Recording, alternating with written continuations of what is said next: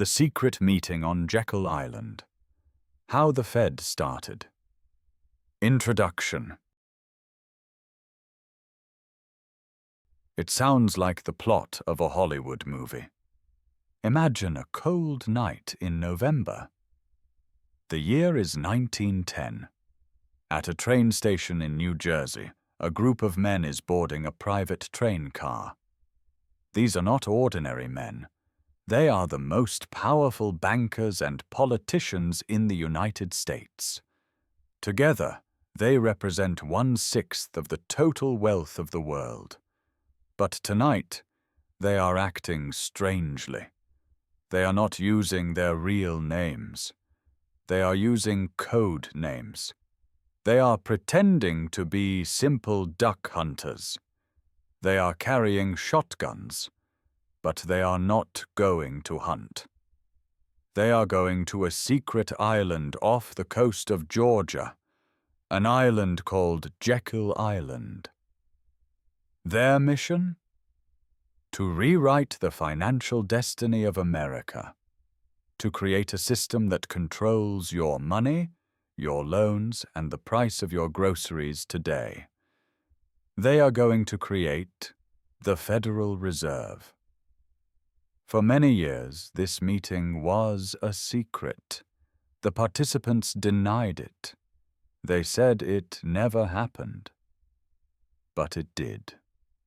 In this video, we are going to travel back in time to that secret train car.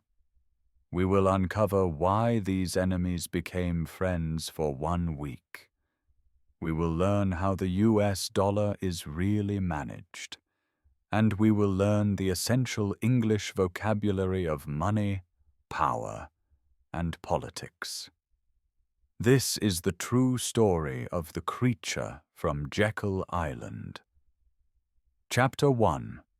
The Chaos Before the Order. To understand why these men met in secret, we must look at the America of the early 1900s. It was a time of growth, but also a time of financial chaos. Back then, the United States did not have a central bank. A central bank is an institution that manages a country's currency and money supply. England had one. Germany had one. But in America, banking was the Wild West. Every 10 or 15 years, the economy would crash. Businesses closed. People lost their jobs. But the worst moment came in 1907. It is known as the Panic of 1907. Vocabulary check. Bank run. Imagine you have money in the bank. Suddenly you hear a rumor. The bank has no money. What do? You run to the bank to take your cash out. Now imagine everyone in the city does this at the same time. The bank does not keep all your cash in the safe. They lend it to other people. So, when everyone asks for their money at once, the bank collapses. This is called a bank run. In 1907, bank runs were happening everywhere. The stock market fell by 50%. The country was dying. Who saved it? Not the government. The government was weak. One man saved it. J.P. Morgan. J.P. Morgan was the most famous banker in history. He was so rich and powerful that he locked the other bankers in his library and forced them to give money to save the system. It worked. The panic stopped. But the politicians were scared. They thought, we cannot rely on one old man to save the country. What happens when Morgan dies? We need a system. They decided America needed a solution. But Americans hated the idea of a central bank. They were afraid of giving too much power to a few rich bankers. So the solution had to be created. in the shadows. Chapter 2. The Conspirators. Enter Senator Nelson Aldrich. He was a powerful politician. His daughter married J.P. Morgan's son, Rockefeller. He was very close to the big banks. Congress asked Aldrich to study the European banking systems and write a new law for America. Aldrich knew that if he wrote the law in public, everyone would attack him. He needed a quiet place, he needed experts, and he needed absolute secrecy. He sent invitations to a small, exclusive group of men. Let's meet the cast of characters. 1. Nelson Aldrich, the political leader. 2. A. Piat. Andrew, Assistant Secretary of the Treasury, the government representative. 3. Frank Vanderlip, President of the National City Bank of New York, representing the Rockefellers. 4. Henry Davison, Senior Partner at J.P. Morgan Company, representing Morgan. 5. Paul Warburg. This is the most important man. He was a German banker who moved to America. He understood how European central banks worked. He was the brain of the operation. Think about this group. These men were competitors. Usually they fought each other for money, but now they were working together. Why? Because they wanted to create a system that would stabilize the banks and protect their own profits. But they had a problem.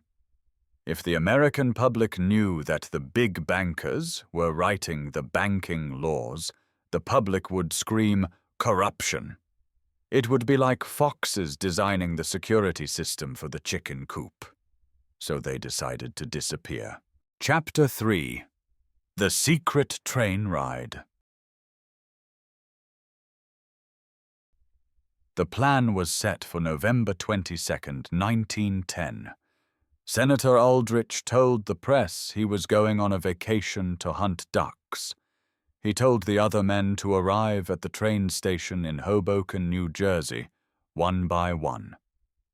They were given strict instructions. 1. Do not speak to each other in the station. 2. Do not walk together. 3. Avoid reporters. They boarded Aldrich's private train car. It was luxury on wheels. Velvet seats, expensive whiskey, cigars. But as soon as the train started moving, the rules became even stricter. The first name rule. They were forbidden to use their last names. They called each other Nelson, Frank, and Paul. Why? Because the train staff, the waiters and conductors, might hear them. If a waiter heard the names Morgan and Rockefeller together, he might sell the story to a newspaper. Paul Warburg, the German banker, was so cautious that he carried a shotgun. He had never hunted in his life. He didn't know how to shoot, but he carried it to look like a simple sportsman. They traveled for 2 days down the east coast of America to the state of Georgia. Finally, they took a boat to a remote, exclusive island, Jekyll Island. This was not a normal island. It was a private club for the richest families in America. It was said that during the winter, 1/6 of the world's wealth could be found on this tiny piece of land. It was the perfect place to hide. Chapter 4. 9 days that changed the world. For 9 days, these 6 men sat in a conference room. They argued, they shouted, they debated. The task was difficult. They had to design a bank that didn't look like a bank. Here was the challenge. The American people hated centralization. They wanted power to be local. But the bankers wanted centralization. They wanted a single authority to control the money. Paul Warburg, the genius, came up with a brilliant trick. He said, "Let's not call it a central bank. Let's call it the Federal Reserve System." Vocabulary check. Decentralized. Centralized. Power is in one place, like Washington, D.C. Decentralized. Power is spread out in many places. Warburg's plan was to create 12 regional banks in New York, San Francisco, Chicago, etc. This made it look decentralized. It looked like the power was shared across the country. But in reality, the main control would be in the hands of a central board. They debated two main concepts. 1. Elastic currency. Imagine a rubber band. It can stretch and it can shrink. Before the Fed, the supply of money was fixed, based on gold. Warburg wanted an elastic currency. If the economy is in a panic, the central bank can print more money, stretch the rubber band, to help the banks. When the panic is over, they can take the money back, shrink. This provides a liquidity, cash flow, when the system is dry. 2. Lender of last resort. If a bank is failing, who helps them? No other bank wants to lend money to a dying bank. The Federal Reserve would be the lender of last resort. It would save the banks when nobody else would. For 9 days, they worked from morning until late at night. They wrote the structure of the U.S. economy on simple notepads. By the end of the trip, they had a draft. It was called the Aldrich Plan. They packed their bags. They took their shotguns, which they never used, and they returned to New York, confident that their plan would save America. But there was one problem.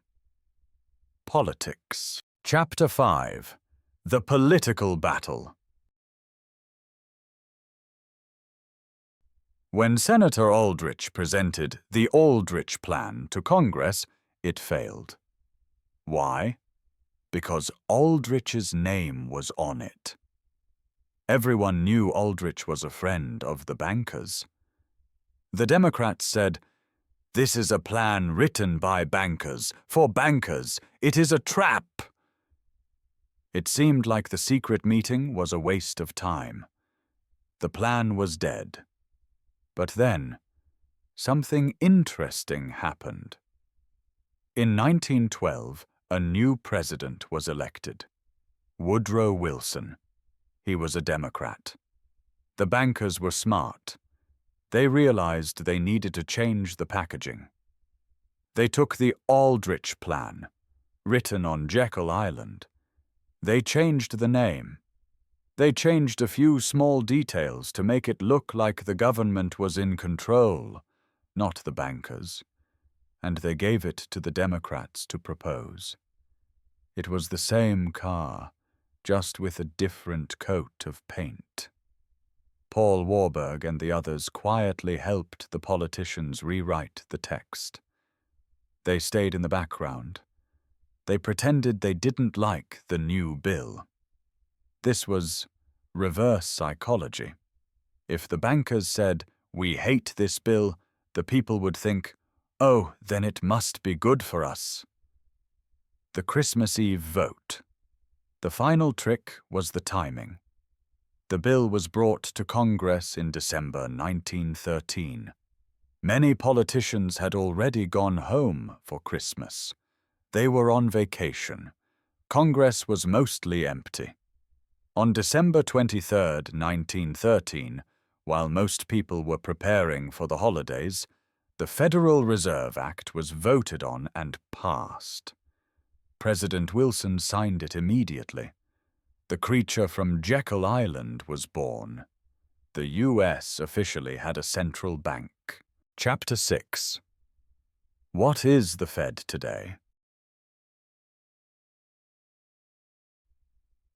So that was 1913. But why does this history matter to you today? Because the institution created on that secret island now controls the global economy. The Federal Reserve, the Fed, is a unique animal. It is quasi-public. Quasi means partly or almost. It is partly government. The chairman is chosen by the president. But it is partly private. It is owned by the member banks. Today the Fed does exactly what Warburg planned on Jekyll Island. It controls the elastic currency. When you hear on the news, the Fed raised interest rates, it affects you. It makes your mortgage more expensive. It makes your credit card debt more expensive. It makes businesses borrow less money. They do this to control inflation. Inflation, when prices go up and your money buys less.